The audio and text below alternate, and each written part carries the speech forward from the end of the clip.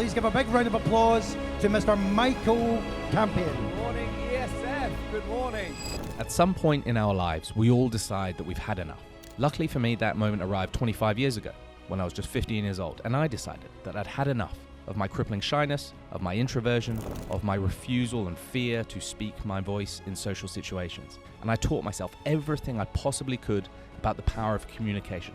I taught myself before I taught anyone else. I learned how to speak in a way that makes people listen. And I can give that to you too. What I'd like to remind you, not teach you, not tell you, because you're good people, and you need to be reminded more than you need to be taught, is that your words carry weight and you're more powerful than you realize. Because to this day, people stop me in the street and they tell me, I remember what your dad said. I remember what he did. I remember how he helped me. These are grown men and women in their 30s, 40s, 50s. They still remember. So your words echo for a long, long time. So I want you to remember that. I know you know that, but I want you to remember.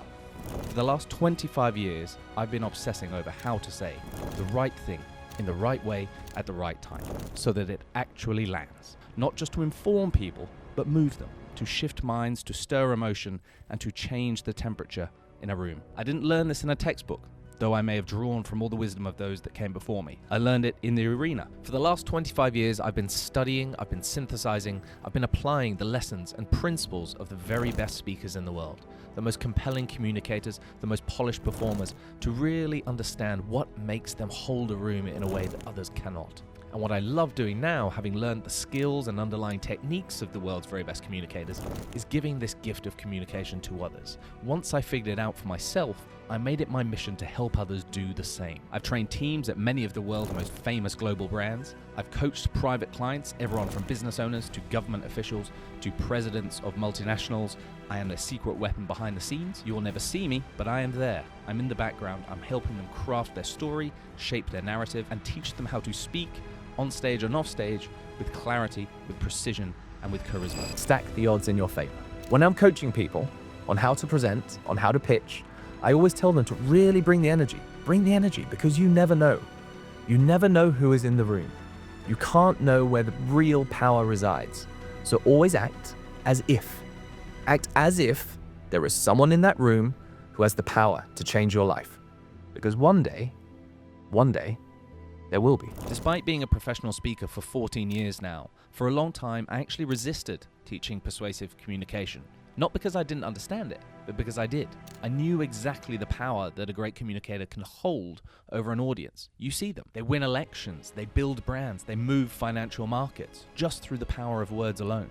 And I know what it can do. Charisma and communication skills are a knife that can be used for good or evil. So in my view, it's incredibly important that good people with good hearts and good intentions are as equipped as the malevolent to speak in a way that is eloquent, articulate, and persuasive. Because here's the truth. The bad actors, the malevolent, they're already studying the power of communication.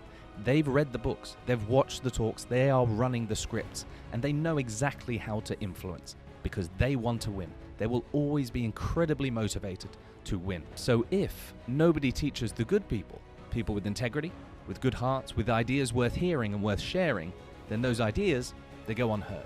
And this mission of mine is really about preventing the death of good ideas. That is why I teach this, that is why I speak, and that is why I coach. Because persuasive communication at its very best is not about manipulation. It's about communicating in a way that protects your vision, builds legacy, and it ensures that your story is heard and your story gets told before someone else tells it for you. Because let's be honest, in this world, it's not enough to be right. You also have to be resonant. You have to be charismatic, and you have to know how to hold a room. So if you're looking for someone who doesn't just entertain a room, but knows how to energize and engage and elevate them, then I'd love to work with you.